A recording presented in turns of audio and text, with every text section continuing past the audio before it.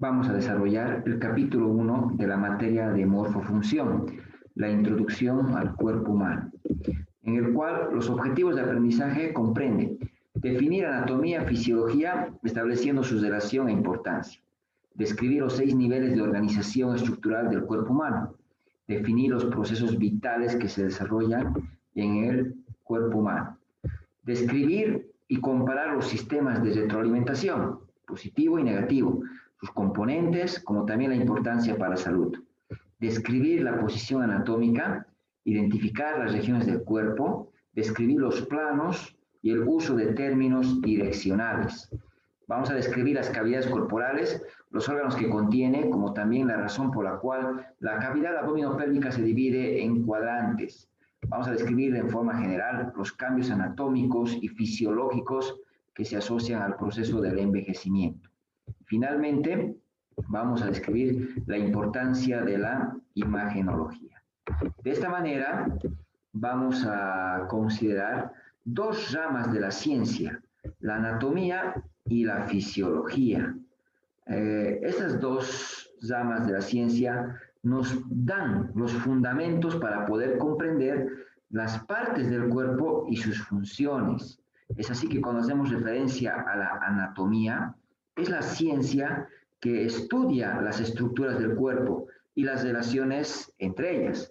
En cambio, cuando hacemos referencia a la fisiología, ¿no? Es la ciencia que estudia las funciones del cuerpo. Ambas están relacionadas y tienen diferentes ramas. Es así que las ramas de la anatomía comprenden la embriología, que estudia el embrión, es decir, esas primeras 8 semanas de desarrollo del huevo fecundado, la biología del desarrollo, que estudia el desarrollo completo de un individuo, desde el momento de la fertilización hasta la muerte, la biología celular, que estudia estructura, función de las células, la histología, que estudia la estructura de los tejidos, la anatomía sistémica, la anatomía regional, de superficie, radiológica y la anatomía patológica. En cambio, la fisiología tiene sus ramas, como la fisiología molecular, la neurofisiología, la endocrinología, por ejemplo, que estudia las hormonas, que son reguladores químicos, ¿no?, que permiten controlar diferentes funciones del cuerpo, la fisiología cardiovascular, la inmunología, fisiología respiratoria, renal, fisiología del ejercicio y la fisiopatología. En relación a los niveles de organización estructural, podemos considerar que existen 6 niveles de organización, desde el más simple hasta los más complejos, yendo por el nivel 1, que es el nivel químico, al nivel celular, nivel tisular, a los órganos, la conformación de los aparatos y sistemas, y finalmente el organismo.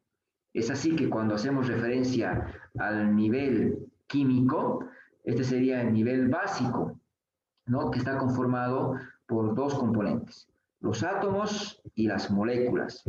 Los átomos son las unidades más pequeñas de la materia, ¿no? En esta vamos a incluir lo que es el carbono, el hidrógeno, el oxígeno, nitrógeno, el fósforo, el azufre, lo que es el calcio, por ejemplo, ¿no? Y en cambio, cuando hacemos referencia a las moléculas, ¿no?, las moléculas resultan de la combinación de los átomos. Aquí, por ejemplo, podemos mencionar lo que es la glucosa, por ejemplo, o el DNA, el ácido desoxirribonucleico, ¿no? Entonces, este nivel químico estaría constituido por átomos y moléculas. Pasamos al nivel 2, que está conformado o constituyendo el nivel celular, ¿no? Las moléculas se combinan para formar células. Las células son las unidades estructurales y funcionales básicas de un organismo. Existen diferentes tipos de células, como vamos a ir viendo en los siguientes capítulos. Hay células musculares, hay células epiteliales, células nerviosas, como decía, que vamos a ir describiéndolos más adelante.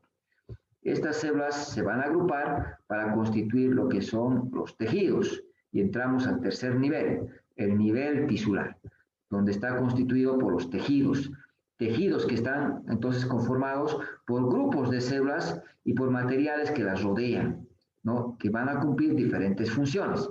Existen 4 tipos de tejidos básicos, ¿no? El epitelio, es decir, el tejido epitelial, el tejido conectivo, el tejido muscular y tejido nervioso.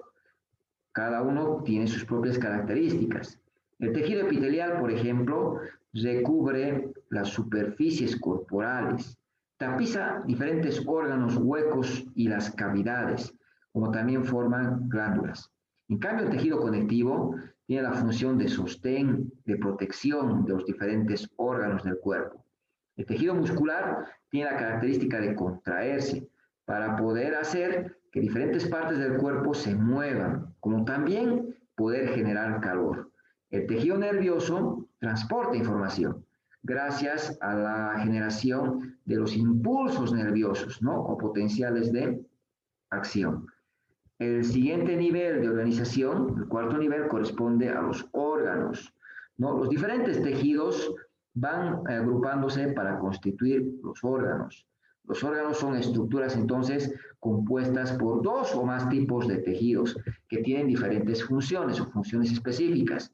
Existen diferentes órganos, por ejemplo, ¿no? El estómago, podemos mencionar la piel, los huesos, el corazón, el hígado, ¿no es cierto?, los pulmones, el cerebro, entre los diferentes órganos que van a constituir este nivel 4 de organización. Cuando los órganos se agrupan, constituyen lo que son los sistemas y los aparatos. Existen 6 sistemas y 5 aparatos. Por ejemplo, cuando hacemos referencia al aparato digestivo, el aparato digestivo cumple la función, ¿no?, de degradar, de absorber diferentes nutrientes. Está constituido por varios órganos, por ejemplo, la boca, las glándulas salivales, lo que es el esófago, perdón, la faringe, el esófago, el estómago, ¿no?, el duodeno, el hígado, el páncreas, la vesícula biliar, ¿no?, el intestino delgado, ¿no?, por duodeno, yeyuno, el ilio, el intestino grueso, como es el colon. Ahora, existen órganos que pueden formar parte de algunos aparatos, pero también de otros sistemas. Por ejemplo, el páncreas forma parte del aparato digestivo, como hemos podido ver, pero también forma parte del sistema endocrino, ¿no?, encargado de producir hormonas. Bueno, para pasar finalmente al sexto nivel, que corresponde al organismo. El organismo, ¿no?, todas las partes del cuerpo humano funcionando en su conjunto constituyen el organismo total, ¿no? Entonces, estos son los 6 niveles de organización estructural que van desde el nivel más simple hasta el más complejo, ¿no? Bueno, entonces, como habíamos descrito, existen 6 sistemas: el sistema tegumentario, esquelético, muscular, nervioso, endocrino y linfático, como también existen 5 aparatos: cardiovascular, respiratorio, digestivo, urinario y reproductor. Ahora, cada uno tiene sus características que tienen que estudiar. Por ejemplo, el sistema tegumentario está constituido no solamente por la piel, sino también por las estructuras asociadas a ella, como ser el pelo, por ejemplo, las uñas, las glándulas sudoríparas y sebáceas. Cumple diferentes funciones este sistema, ¿no? Dentro de ellas está la protección del cuerpo, ayuda a regular la temperatura corporal, ya que a través de ella perdemos calor, ¿no?, ya sea por radiación, por convección o por evaporación, por ejemplo, ¿no? Ayuda a eliminar productos de desecho, nos ayuda a sintetizar la vitamina D, ¿no? Permite percibir el dolor, calor, frío, ¿no?, para contribuir a lo que es el tacto, el almacén de la grasa y sobre todo esa función de aislamiento. En cambio, el sistema esquelético está constituido no solamente por huesos, sino también por articulaciones y los cartílagos que están asociados, y cumple diferentes funciones, entre ellas, por ejemplo, de sostén y de protección del cuerpo, ¿no? Va a proveer una superficie de inserción para los diferentes músculos, va a participar del movimiento del cuerpo, como también va a albergar células encargadas de producción de células sanguíneas, ¿no? Almacena diferentes minerales y lípidos dentro de las funciones que vamos describiendo. Es así que tenemos que estudiar entonces el sistema muscular, sistema nervioso, sistema endocrino y el sistema linfático e inmunitario, ¿no? En cuanto a los aparatos, habíamos indicado que eran 5: el aparato cardiovascular, el aparato respiratorio, el digestivo, urinario y reproductor, ¿no?, que también hay que estudiar las diferentes características de los mismos, ¿no? Ahora, Entramos a las características del organismo humano vivo, es decir, existen procesos vitales básicos, procesos que nos permiten diferenciar los organismos o seres vivos de los objetos inanimados.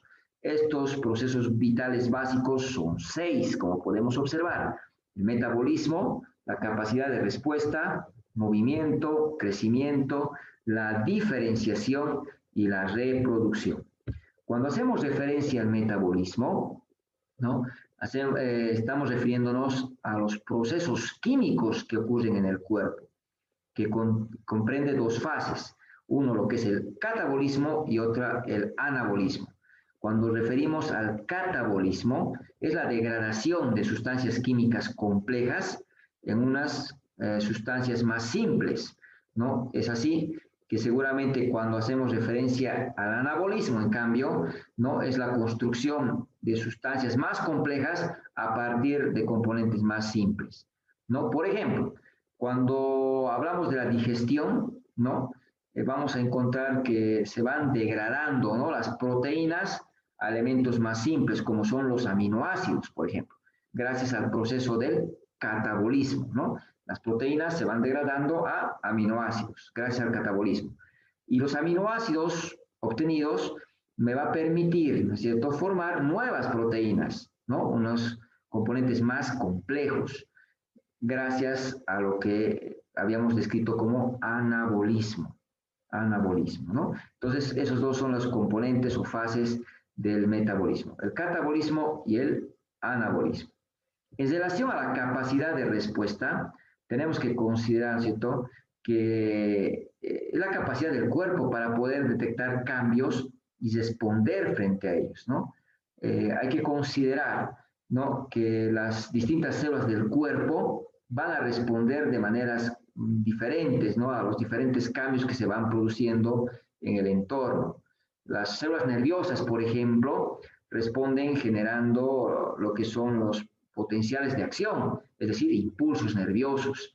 Las células musculares, por ejemplo, responden contrayéndose, lo que genera una fuerza y que permite generar movimiento a las diferentes partes del cuerpo, ¿no?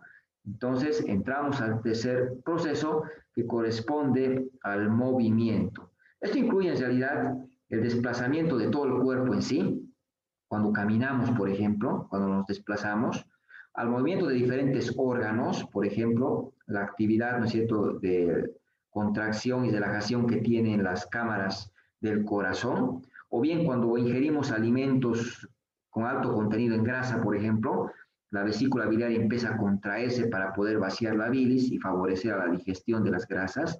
Estamos encontrando movimientos en diferentes órganos, ¿no? Como también existe movimiento en las diferentes células. Cuando hay una lesión, cuando hay un proceso inflamatorio, hay células, ¿no?, que de la sangre pasan hacia el tejido, por ejemplo, ¿no?, tejido lesionado, para poder ayudar, ¿no es cierto?, en la reparación, por ejemplo, de una determinada área, o bien para poder controlar un proceso infeccioso, ¿no? Entonces, también dentro de la misma célula existen movimientos. Por ejemplo, hay vesículas secretoras que se pueden ir desplazando, ¿no es cierto?, para poder cumplir diferentes funciones, ¿no? El crecimiento. En cuanto al crecimiento, es el aumento del tamaño corporal, que se da como resultado al incremento del tamaño de las células que existen, como también al aumento en la cantidad de las células, o ambos procesos, ¿no? Aumento del tamaño de las células, como también aumento en la cantidad de células, ¿no? Entonces tenemos que considerar que el crecimiento también incluye no solamente el aumento en la cantidad o el crecimiento celular, también se hace referencia a la cantidad de material que existe entre las células, ¿no? El siguiente proceso corresponde a la diferenciación, ¿no? A la diferenciación. Entonces, cuando hacemos referencia a la diferenciación, hay que considerar que hay células no especializadas, ¿no?, llamadas células madre. Son células precursoras que pueden dar origen a diferentes tipos de células especializadas. Existen células, por ejemplo, en la médula ósea que van a dar origen, ¿no es cierto?, a los glóbulos rojos, a los a los glóbulos blancos, por ejemplo, ¿no? Que tienen determinadas funciones. A eso se refiere la diferenciación.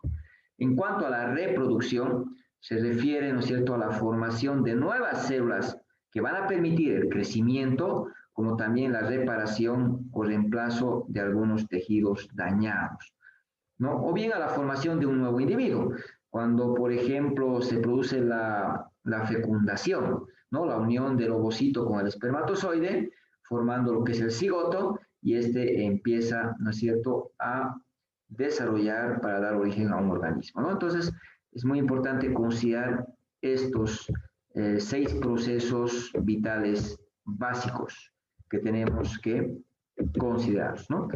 En relación a lo que es la homeostasis, ¿no? La homeostasis es el mantenimiento de las condiciones relativamente estables en el medio interno del organismo,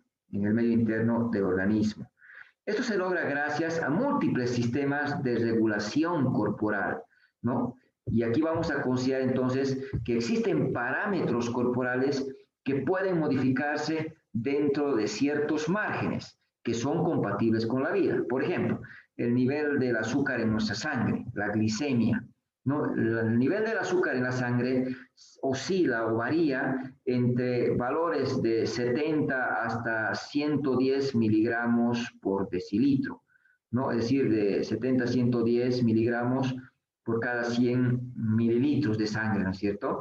Entonces, esto nos permite que este componente pues, pueda variar dentro de estos parámetros, ¿no?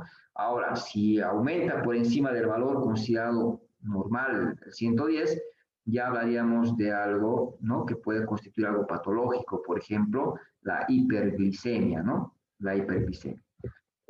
Ahora bien, como habíamos dicho, existen diferentes elementos que van a mantener, ¿no es cierto?, esos valores más o menos estables, ¿no? Y es así que vamos a considerar en la homeostasis, por ejemplo, el rol de los líquidos corporales, ¿no? Un aspecto importante de la homeostasis es justamente mantener, ¿no?, el volumen y la composición de los líquidos corporales dentro de rangos, ¿no?, que se consideran normales. Y es así que vamos a primero considerar los diferentes componentes, ¿no?, y la localización del líquido corporal. Por ejemplo, el líquido puede estar dentro de las células, constituyendo lo que es el líquido intracelular, ¿no? Y el líquido puede también estar fuera de la célula, lo que constituye el líquido extracelular. Este líquido extracelular, entonces, puede ocupar el espacio que existe entre las células, ¿no?, constituyendo lo que es el líquido intersticial, ¿no? Entonces, el líquido intersticial es el líquido que ocupa el espacio que existe entre las células. El líquido extracelular también se puede encontrar dentro de los vasos sanguíneos, constituyendo lo que es el plasma, por ejemplo. También se puede encontrar dentro de los vasos linfáticos, y ahí se le denomina como linfa, ¿cierto? Como linfa. Podemos encontrar este líquido extracelular, por ejemplo, que va rodeando el encéfalo, la médula espinal, ¿no? Y donde recibe la denominación de líquido cefalorraquídeo, por ejemplo. En las articulaciones existirá líquido que constituye el líquido sinovial, por ejemplo, ¿no? O bien en los ojos, lo que corresponde al humor acuoso y el humor vítreo, por ejemplo. Entonces, este líquido extracelular, ¿no?, es lo que conocemos como el medio interno. Entonces, al hablar del medio interno, vamos a referirnos al líquido extracelular, ¿no? Al líquido extracelular. Sin embargo, también consideramos un medio externo del cuerpo, ¿no?, que constituye el espacio que rodea al cuerpo en su totalidad. Ahora bien, es muy importante considerar, ¿no?, la homeostasis de los líquidos corporales, ¿no? Para poder mantener el equilibrio, entonces vamos a encontrar diferentes componentes. Por ejemplo, el sistema tegumentario, ¿no? El sistema tegumentario recubre la superficie corporal externa y en cierta manera protege a nuestro medio interno, que habíamos referido, contra la invasión, ¿no es cierto?, de agentes lesivos que puedan provocar un daño, ¿no es cierto? Como también vamos a considerar, por ejemplo, que el oxígeno ingresa, ¿no?, desde el medio externo a través del aparato respiratorio, ¿no?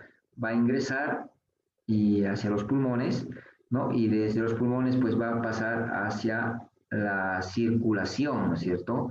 Va a ingresar hacia lo que corresponde el líquido que estaba dentro de los vasos sanguíneos, que era el plasma, ¿no? Este oxígeno junto a los diferentes nutrientes son transportados por estos vasos sanguíneos a todo el cuerpo, ¿no? Gracias al aparato cardiovascular, ¿no? Luego, este oxígeno y los diferentes nutrientes llegan, ¿no es cierto? Llegan a los diferentes tejidos, pero tiene que atravesar, tiene que pasar, ¿no es cierto?, desde el plasma hacia el líquido intersticial, ¿no?, al líquido que está entre las células, gracias al paso a través de la pared de los capilares, ¿no? Entonces, el oxígeno, los nutrientes pasan desde el plasma a través de los capilares y llegan al líquido intersticial. De esta manera, las células pueden aprovechar y utilizar este oxígeno y los nutrientes, ¿no? Sin embargo, también las células van a producir, ¿no es cierto?, productos de desecho, y ahí seguramente, producto de su metabolismo, van a liberar, ¿no es cierto?, lo que es el CO2, entre otros productos de desecho, que tienen que pasar al líquido intersticial y desde el líquido intersticial, ¿no?, retornar hacia el plasma y poder ser transportados por el aparato cardiovascular, ¿no?, hacia los órganos encargados de su depuración. Por ejemplo, el CO2, ¿no?, va a retornar hacia los pulmones para poder ser expelido hacia el exterior, ¿no? Y las sustancias nitrogenadas como la urea tendrán que ser eliminados por el aparato urinario, ¿no? Entonces, este es el rol que se va cumpliendo justamente en la homeostasis por los líquidos corporales, ¿no? Ahora, hay un control de la homeostasis que habíamos mencionado, y este control se lo establece por sistemas de retroalimentación. Es decir, continuamente se va modificando este equilibrio, pero tiene que volver, ¿no es cierto?, al estado o a los parámetros que hemos considerado como normales. Entonces, algunos de estos cambios son producidos, ¿no?, por alteraciones del medio externo, ¿no?, y otros por los cambios del medio interno, ¿no es cierto? Por ejemplo, cuando hacemos referencia a los cambios que provienen del medio externo, puede ser el calor intenso que podamos tener, por ejemplo, en el verano, ¿no?, o la falta del aporte de oxígeno, ¿no?, por la menor tensión, por ejemplo, en el ambiente, ¿no? Podemos considerar, en cambio, los cambios que se pueden dar originados en el medio interno. Por ejemplo, una persona que está en ayunas, que no ingiere su desayuno, ¿no es cierto?, entonces va a experimentar una disminución del nivel del azúcar en la sangre, ¿no es cierto? Y esto tiene que corregirse, ¿no?, para poder evitar un daño a nuestro organismo. Y es en este sentido que vamos a considerar que existen en el cuerpo entonces sistemas de regulación, ¿no?, que van a restablecer el equilibrio del medio interno, ¿no?, para poder evitar un proceso de enfermedad. Esto lo vamos a mencionar en relación a que aquí cumple un rol muy importante el sistema nervioso, que brinda una respuesta rápida, y el sistema endocrino, que da una respuesta un poco más lenta, ¿no?, gracias a la producción de las hormonas, ¿no? Es decir, el sistema nervioso da una respuesta rápida gracias a los potenciales de acción o impulsos nerviosos que va generando, y el sistema endocrino, ¿no?, también participa, pero con una respuesta más lenta gracias a la liberación de las hormonas, que son liberadas, ¿no es cierto?, hacia la sangre y son transportadas hacia los diferentes órganos efectores, ¿no? Entonces, vamos a considerar que ambos van a regular de manera independiente o combinada para poder establecer el equilibrio, ¿no?, mediante sistemas de retroalimentación. principalmente de tipo negativo, ¿no? Sistemas de retroalimentación de tipo negativo. Cuando hacemos referencia al sistema de retroalimentación, ¿no? Hay que considerar que un sistema de retroalimentación, ¿no? Es un ciclo, en realidad, de acontecimientos en el cual un estado de una condición que es monitorizada, evaluada, modificada y nuevamente monitorizada, ¿no es cierto?, para mantener ese equilibrio, ¿no? Y aquí vamos a mencionar que cuando hacemos referencia a una condición controlada, es todas las variables que se están monitorizando de manera permanente. Por ejemplo, la presión arterial, la temperatura, la glicemia, son condiciones controladas. Son variables que se van monitorizando de tal manera que se mantengan dentro del rango considerado como normal, como habíamos explicado. La glicemia va a oscilar entre 70 y 100 miligramos decilitro, ¿no es cierto? Entonces, si aumentara por encima de ese valor o disminuye, debe corregirse, ¿no? Es de esta manera que tenemos que considerar que cuando nos referimos a un estímulo, ¿no? Es toda alteración que tiene la capacidad de modificar esa condición controlada que habíamos mencionado, ¿no? Entonces, un sistema de retroalimentación tiene sus componentes. Y vamos a describir los componentes del sistema de retroalimentación, que son tres, ¿no? En primera instancia, vamos a describir los receptores, tienen un centro de control y tienen los efectores. Un receptor, ¿no? Es una estructura corporal que detecta cambios en una condición controlada y que envía una información de tipo aferente al centro de control. Una vez que detecta un cambio, tiene que informar al centro de control, ¿no? Y el centro de control, ¿no? Es el encargado de establecer un rango de los valores que habíamos dicho, ¿no? Que son normales, dentro de los cuales una condición controlada debe mantenerse. Como habíamos explicado, por ejemplo, el nivel de azúcar, ¿no? Después de la ingesta de alimentos va a subir, ¿no? Del nivel de azúcar en la sangre y puede estar por encima del valor considerado como normal.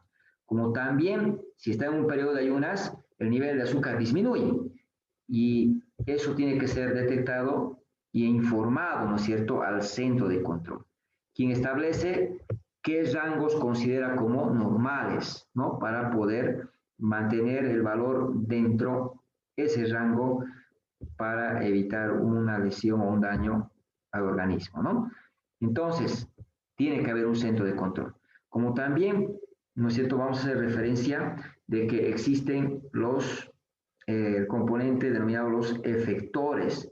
Y un efector corresponde a una estructura corporal, ¿no es cierto?, que recibe señales del centro de control, señales de tipo eferente, ¿no?, para producir una determinada respuesta que tienda a volver, ¿no es cierto?, el valor de esta condición controlada a lo normal, Entonces, vamos a considerar que existen dos sistemas de retroalimentación, uno negativo y uno positivo. Uno negativo y uno positivo. Un sistema de retroalimentación, ¿no?, entonces va a modificar una determinada condición controlada, ¿no?, para poderla anular cuando referimos a un sistema de retroalimentación negativo, o bien va a intensificarla, lo que corresponde al sistema de retroalimentación positiva. Entonces vamos a describir estos dos sistemas de retroalimentación. Un sistema de retroalimentación negativo y el sistema de retroalimentación positivo, ¿no?, que son los dos tipos que tenemos que considerar. Por ejemplo, cuando hacemos referencia al sistema de retroalimentación negativo, tenemos que considerar, se denomina un sistema de retroalimentación negativo cuando este sistema revierte un cambio que se ha producido en la condición controlada. Por ejemplo, una condición controlada, hemos dicho que puede ser la presión arterial, ¿no? Esta presión arterial tiene rangos para poder considerarla como normal. Si se altera esta presión arterial, ¿no es cierto? Esto tiene que ser detectado, ¿no es cierto? Para poder modificar. Por ejemplo, cuando hablamos de la presión arterial, nos estamos refiriendo entonces a esa fuerza que ejerce la sangre contra la pared de las arterias. Entonces, cuando el corazón late más rápido o con mayor intensidad, ¿esto qué va a provocar? Que la presión arterial aumente, ¿no es cierto? Que aumente.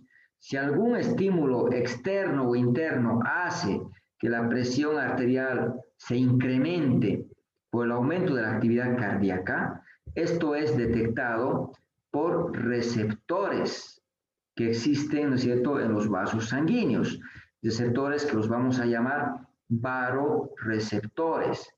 Estos varoreceptores son células nerviosas sensitivas, ¿no?, que están situadas en las paredes de los vasos sanguíneos y que detectan este aumento de presión arterial. Entonces, una vez que se ha detectado este aumento de la presión arterial, se envía una señal aferente, es decir, de entrada, ¿no es cierto?, al centro de control, que en este caso está constituido por el encéfalo. Entonces, esto se va a informar al centro de control. El centro de control interpreta estos impulsos y responde enviando señales eferentes, ¿no? Es decir, impulsos nerviosos que van a dirigirse al corazón como también a los vasos sanguíneos, que en este caso serían los efectores. El corazón y los vasos sanguíneos van a actuar de efectores. ¿Qué va a provocar? A nivel del corazón va a disminuir la frecuencia cardíaca. A nivel de los vasos sanguíneos va a provocar vasodilatación, es decir, el aumento del diámetro de estos vasos sanguíneos, lo que va a provocar disminución de la presión arterial. Entonces la respuesta es esa, que la presión arterial disminuya volviendo a los valores normales, ¿no? De esta manera se restablece el equilibrio, se restablece la homeostasis, ¿no? La presión arterial vuelve al valor normal. Eso es lo que hace un sistema de retroalimentación negativa. Revierte un cambio, es decir, ha habido un aumento de presión arterial que ha provocado ahora que la presión arterial baje y vuelva al valor normal. Entonces, cuando se revierte un cambio producido en una condición controlada, hablamos de un sistema de retroalimentación negativa. En cambio, cuando hablamos de un sistema de retroalimentación positiva, este sistema tiende más bien a fortalecer, a reforzar una modificación que se ha producido en la condición controlada, ¿no? Entonces, aquí vamos a considerar que el centro de control, ¿no?, va a recibir las señales de igual manera, señales aferentes, pero va a provocar una respuesta que tiende más bien a aumentar el cambio que se ha producido en la condición controlada.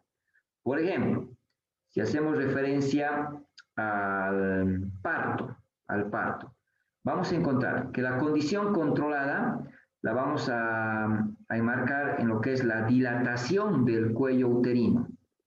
El cuello uterino, el cérvix, es la porción inferior del útero, que normalmente está cerrado. ¿Ya? Entonces, este cuello se va a empezar a dilatar y esto va a provocar un fenómeno de estiramiento. Esto, ¿no es cierto?, va a ser percibido por receptores, por células nerviosas que detectan este grado de estiramiento, ¿no? Y van a enviar una señal aferente. ¿Hacia dónde? Hacia el centro de control, que en este caso está en el encéfalo, ¿no es cierto? En el encéfalo. Entonces, una vez que llega la señal al centro de control, este va a analizar y va a enviar una señal eferente, una señal que va a ir hacia el músculo uterino, que en este caso va a constituirse como un efector, ¿no? Entonces, ¿qué va a provocar?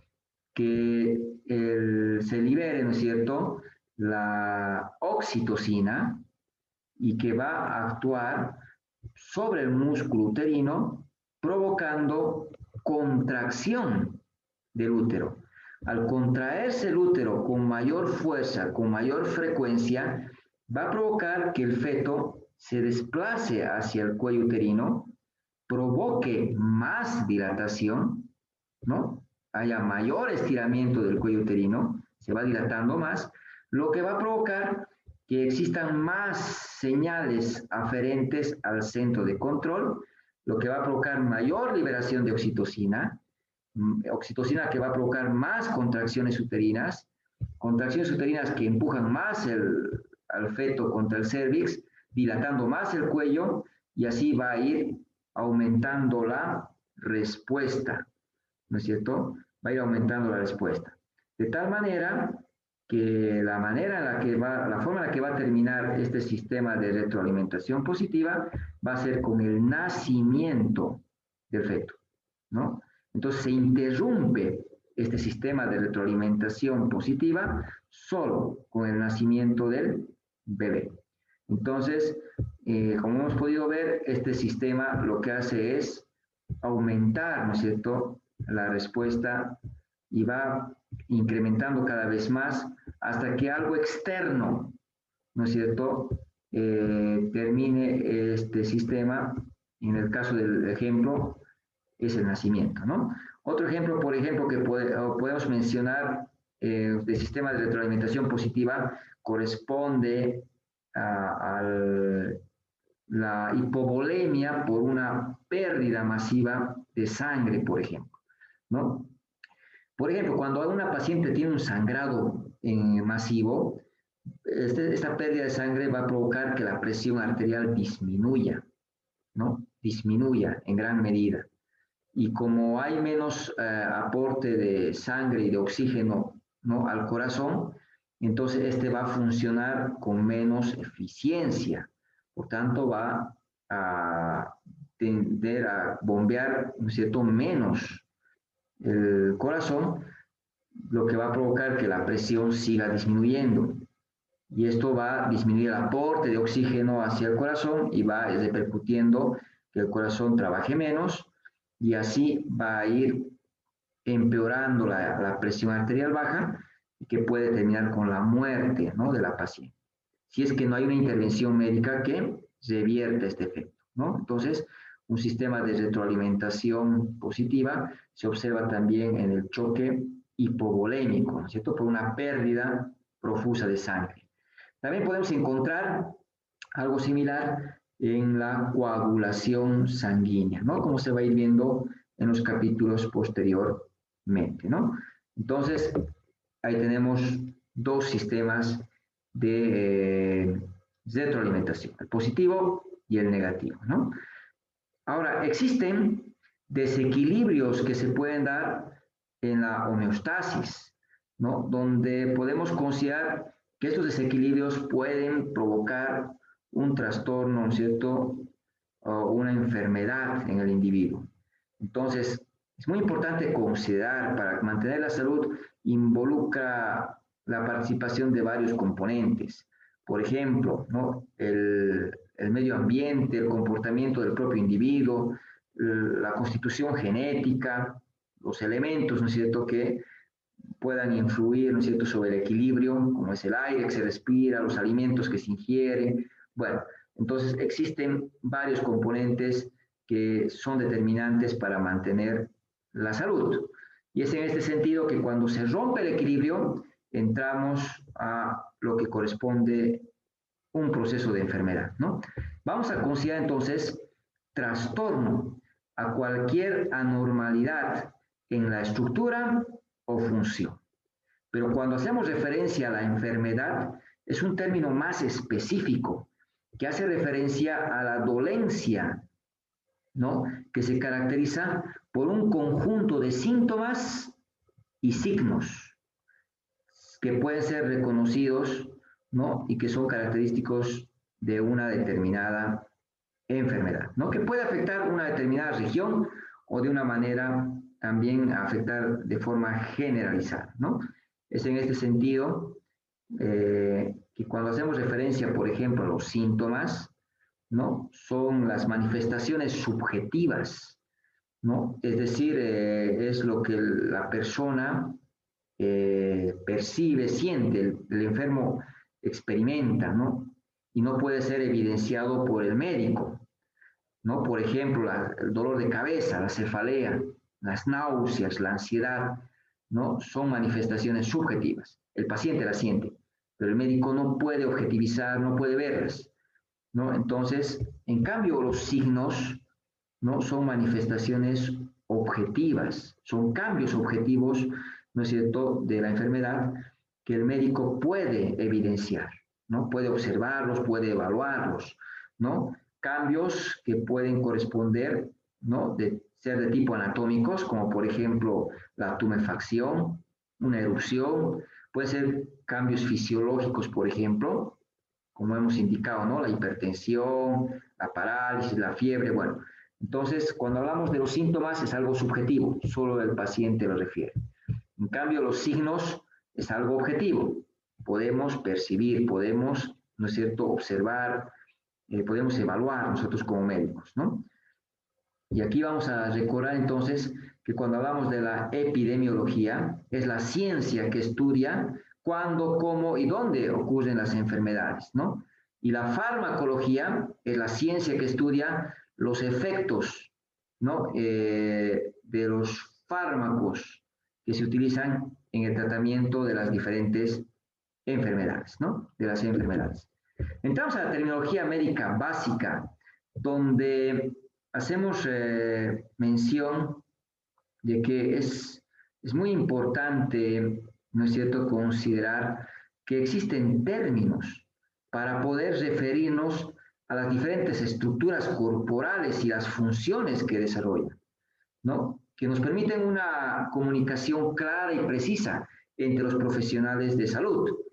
Por ejemplo, vamos a hacer referencia a las posiciones del cuerpo, ¿no? Cuando se quiere describir cualquier parte del cuerpo, ¿no?, sobre todo para hacer referencia a la posición, tenemos que utilizar, ¿no es cierto?, una posición estándar que la vamos a denominar la posición anatómica, ¿no?, en la cual la persona está de pie, como puedo ver en la imagen, mirando hacia nosotros, al observador, con la cabeza, ¿no es cierto?, con los ojos dirigidos hacia el frente, ¿no? Los miembros inferiores se encuentran paralelos uno con el otro, apoyados sobre los pies, ¿no?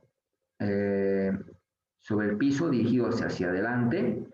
Los miembros, en cambio, superiores están a los lados del cuerpo, orientados con las palmas, ¿no es cierto?, hacia adelante, como puedo ver en la imagen. Entonces, aquí vamos a considerar entonces a la hora de referirnos a la posición anatómica, es cuando la persona está de pie, con los pies dirigidos hacia adelante, con las extremidades inferiores paralelas, ¿no? Y las extremidades superiores están a ambos lados del cuerpo, con las palmas dirigidas hacia adelante, ¿no? La cabeza está de tal manera que los ojos están dirigidos hacia el frente, ¿no es cierto?, hacia el frente. En cambio, cuando queremos referirnos, ¿no?, a una persona que está recostada, ¿no?, es decir, nos referimos al decúbito, y ahí tenemos dos variantes. Una, cuando está con la cara hacia abajo, como puedo ver en la imagen, me estoy refiriendo al decúbito ventral o prono. Pero cuando está con la cara hacia arriba, me estoy refiriendo al decúbito dorsal o supino, ¿no? Entonces, cuando la persona está recostada con la cara hacia arriba, nos referimos al decúbito supino. Cuando está recostada con la cara hacia abajo, nos referimos al decúbito prono, ¿no es cierto?, al decúbito prono. Bueno, entonces vamos a hacer referencia al nombre de algunas regiones. El cuerpo humano se divide en varias regiones, ¿no? Sin embargo, las podemos ir describiendo desde arriba hacia abajo, ¿no? Cuando hacemos referencia, por ejemplo, a la cabeza, que está constituida por lo que es el cráneo y la cara, ¿no es cierto? El cráneo podemos considerar que está constituido por huesos que envuelven y protegen al encéfalo. En cambio, en la cara podemos describirla, que es la porción anterior de la cabeza y que incluye, ¿no es cierto?, lo que son los ojos, lo que es la nariz, la boca, la frente, lo que corresponde, ¿no es cierto?, a las mejillas y al mentón, ¿no? Podemos describir otra región, como es el cuello, el cual sostiene, ¿no es cierto?, la cabeza y la une hacia el tronco, ¿no? El tronco, en cambio, está constituido por lo que es el tórax, lo que corresponde, ¿no es cierto?, al abdomen y la pelvis, ¿no? Entonces, cuando nos referimos al tronco, tenemos que considerar el tórax, el abdomen y la pelvis, ¿no? Cada miembro superior o extremidad superior está unido en realidad al tronco, ¿no? Y consta de las diferentes partes, como ser, por ejemplo, el hombro, la axila, el brazo, ¿no?, que es la porción que se extiende desde el hombro hasta el codo, ¿no?, para luego continuarse con el antebrazo, que se extiende desde el codo hasta la muñeca, ¿no es cierto? Y ahí tenemos justamente la muñeca y la mano, como las últimas regiones, ¿no? Entonces el hombro, la axila, el brazo, antebrazo, la muñeca y la mano, ¿no? En cambio, cada miembro inferior estaría también unido al tronco, ¿no? E incluye la región glútea o la nalga, ¿no?, el muslo, lo que corresponde a la pierna, lo que es el nivel del tobillo y finalmente el pie, ¿no? Entonces, esas son las diferentes regiones que vamos describiendo en la extremidad o miembro inferior, ¿no? Cuando nos referimos a la ingle, es un área, ¿no es cierto?, en la superficie frontal del cuerpo que está señalada por un pliegue o arruga a cada lado que conecta, ¿no es cierto?, el miembro inferior con el tronco, Bueno, entonces es muy importante poder describir estas regiones, ¿no?, que las hemos mencionado. En cuanto a los términos direccionales, aquí vamos a considerar que existen términos direccionales específicos para, ¿no es cierto?, poder orientar diferentes estructuras del cuerpo. Se agrupan por lo general en pares que tienen un significado opuesto, ¿no es cierto?, opuesto. Por ejemplo, si hacemos referencia, ¿no es cierto?, a superior, ¿no?, también denominado como cefálico craneal, hace referencia, ¿no?, en dirección a la cabeza o a la parte superior del cuerpo. En cambio, cuando hacemos referencia a inferior, nos estamos refiriendo a caudal, es decir, que se aleja de la cabeza o que está orientado hacia la parte inferior de una determinada estructura. Entonces, siempre para utilizar estos términos direccionales hay que hacer referencia a una determinada, ¿no es cierto?, estructura. Por ejemplo, si hacemos aplicación de estos dos términos, superior e inferior, el corazón, por ejemplo, aquí veo el corazón, es superior en relación, ¿no es cierto?, al hígado, en relación al hígado. Siempre estos términos los vamos a utilizar con la persona en la posición anatómica, ¿no? Entonces, el corazón es superior en relación al hígado, ¿no es cierto? O bien puedo hacer referencia, ¿no?, el corazón es inferior en relación al cuello, por ejemplo. Entonces, dependiendo la estructura con la cual la voy a relacionar, puede, ¿no es cierto?, variar la dirección que pueda tener una determinada estructura, ¿no? Entonces tenemos superior e inferior. Cuando hacemos referencia a anterior, también llamado ventral, ¿no?, quiere decir que está cerca de la parte del frente del cuerpo, ¿no? Y posterior o dorsal, que está cercano al dorso del cuerpo, ¿no?, o en el dorso. Por ejemplo, el esternón es anterior en relación al corazón, ¿no?, que nos permite poder establecer la aplicación de estos dos términos, ¿no? Cuando hablamos de medial, se hace referencia cercano a la línea media, ¿no?, una línea imaginaria que divide al cuerpo en las dos partes iguales. mitad derecha, mitad izquierda, ¿no es cierto? Y cuando hacemos referencia al término lateral, quiere decir que se aleja de la línea media, ¿no? Que se aleja de la línea media. Por ejemplo, el radio es lateral en relación al cúbito, ¿no es cierto? Para poder aplicar estos términos.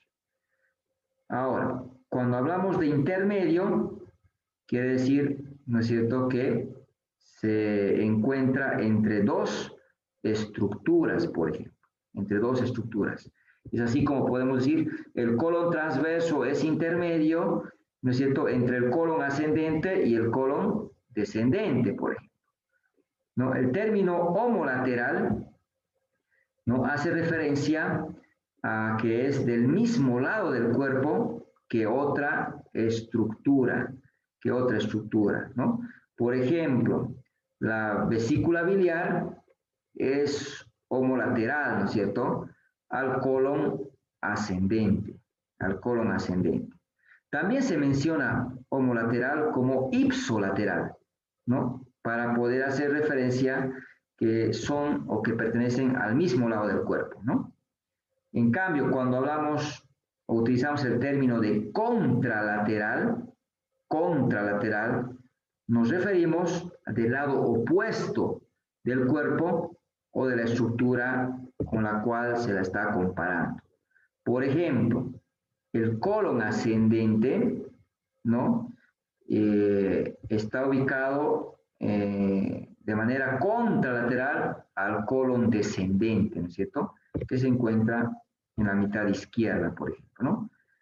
Entonces, el término contralateral también se lo puede aplicar. Proximal, más cercano a la unión de un miembro con el tronco, ¿no es cierto?, más cercano al punto de origen de una determinada estructura. Por ejemplo, el húmero es proximal en relación al radio y al cúbito, ¿no es cierto? En cambio, cuando hablamos de distal, quiere decir que está más alejado de la unión de un miembro con el tronco, ¿no? Se aleja del origen de una determinada estructura, ¿no? Por ejemplo, el radio es distal en relación, ¿no es cierto?, al húmero, ¿no?, cuando hacemos referencia a emplear esos dos términos, ¿no? Superficial. Cuando hablamos de superficial, nos estamos refiriendo, ¿no?, a que se encuentra en dirección hacia la superficie del cuerpo o está en la superficie, ¿no? Por ejemplo, las costillas son superficiales en relación a los pulmones, ¿no? En cambio, cuando hablamos de profundo, ¿no?, o interno, quiere decir que se aleja de la superficie del cuerpo. Las costillas, por ejemplo, son profundas en relación a la piel, ¿no es cierto?, del tórax, por ejemplo. Entonces, estos términos los podemos aplicar para poder describir las diferentes estructuras, ¿no?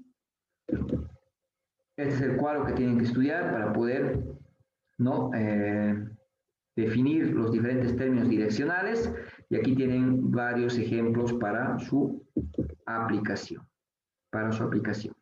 En relación a los planos y cortes, tenemos que considerar, ¿no es cierto?, que hay planos o superficies planas imaginarias que pasan a través de las diferentes partes del cuerpo, ¿no? Por ejemplo, podemos mencionar que hay un plano sagital, hay un plano transversal, hay un plano frontal que tenemos que describir. Cuando hacemos referencia al plano sagital, es una línea vertical que divide el cuerpo o un órgano en un lado derecho y en un lado izquierdo, ¿no es cierto? Entonces, el plano sagital es esta línea vertical que me divide un órgano en un lado derecho y en un lado izquierdo, ¿no? Izquierdo. Ahora bien, es muy importante considerar que hay el plano sagital medio, cuando este plano coincide con esa línea media que habíamos indicado del cuerpo o del órgano, dividiendo en partes iguales, una parte derecha y una parte izquierda, pero de manera proporcionada, ¿cierto?, de manera igual. Ahí se habla del plano sagital medio, ¿no? Ahora bien, si el plano sagital divide el órgano o el cuerpo en dos mitades, derecha e izquierda, pero desiguales, ahí utilizamos el término de plano parasagital. Plano parasagital. Entonces, el plano sagital medio divide en dos partes iguales, la mitad derecha y la mitad izquierda. En cambio, el plano parasagital me divide igual en mitad derecha, mitad izquierda, pero de manera desigual. El plano transversal divide el cuerpo o un órgano en una porción superior y una porción inferior. Porción superior y una porción inferior, ¿no? Estos planos, sagital, el frontal y el transversal, forman en realidad, ¿no es cierto?, ángulos rectos entre sí, ¿no? Como podemos ver, forman ángulos de 90 grados entre sí cuando vamos comparándolos. El plano frontal o coronal, me divide en una mitad, ¿no es cierto?, anterior o frontal y una mitad posterior o dorsal. Entonces, el plano frontal me divide en una mitad anterior y una mitad posterior o dorsal para poder hacer referencia, ¿no?, a los planos que hemos ido describiéndolos.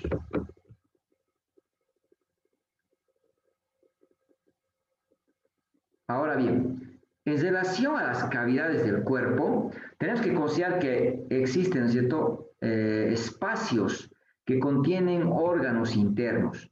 Estas son las cavidades corporales, ¿no? Los huesos, los músculos, los ligamentos y otras estructuras separan diferentes cavidades unas de otras.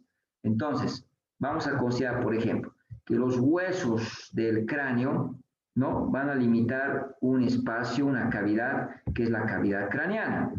Aquí se contiene y se protege lo que es el encéfalo. Los huesos de la columna vertebral, ¿no es cierto?, van a formar lo que es el conducto vertebral. Conducto vertebral o conducto espinal que contiene la médula espinal, ¿no?, la médula espinal. Ahora bien, estos órganos, como es el encéfalo y la médula espinal, están protegidos, ¿no?, por tres capas de tejido protector que constituyen las meninges, ¿no?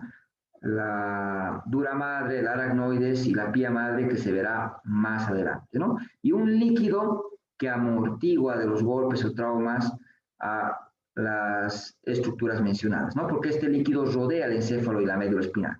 Es el líquido cefalorraquídeo, ¿no es cierto? Ahora bien, las cavidades principales del tronco vamos a dividirlas en lo que corresponde el tórax, ¿no?, o la cavidad torácica, y la abdominal. La cavidad torácica, ¿no?, la cavidad torácica y la cavidad abdominopélvica en realidad, ¿no?, son las cavidades del tronco. Cuando hacemos referencia a la cavidad torácica, tenemos que considerar que está limitada por las costillas, por los músculos del tórax, el esternón, ¿no es cierto?, el esternón, y la porción torácica de la columna vertebral. La columna vertebral.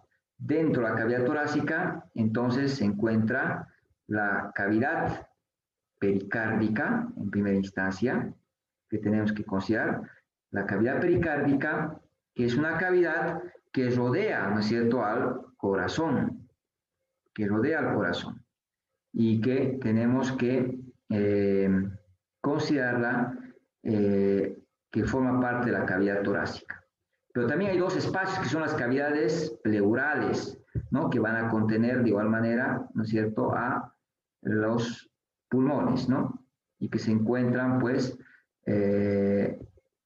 hacia lateral de la cavidad pericárdica, ¿no?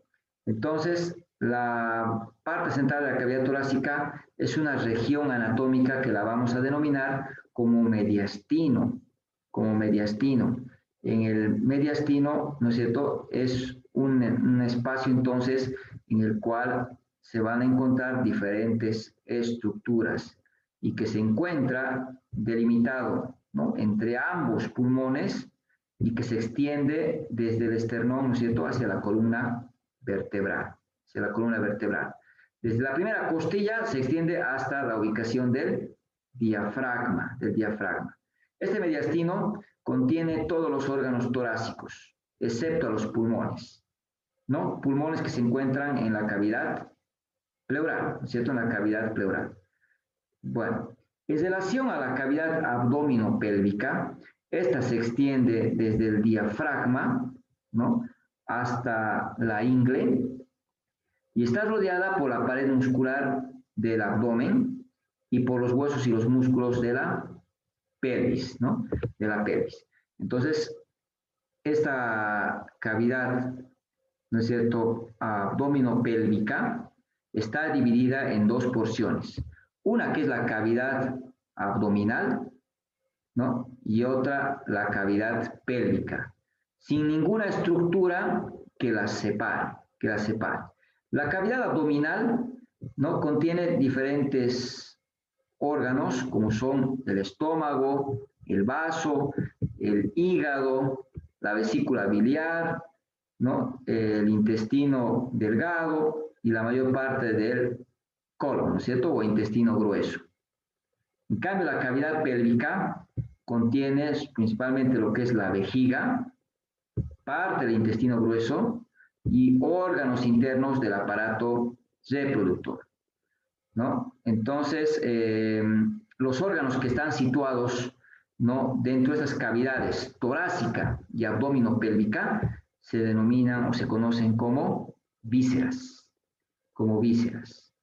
Entonces, aquí vamos a considerar lo que son las membranas de la cavidad torácica y abdominal, ¿no? Una membrana es un tejido delgado, plegable, que cubre y reviste y divide o conecta diferentes estructuras, ¿no? Por ejemplo, una membrana serosa, podemos mencionar, esta recubre vísceras en la cavidad torácica o la cavidad abdominal, por ejemplo, ¿no? Cuando hacemos referencia, por ejemplo, la pleura.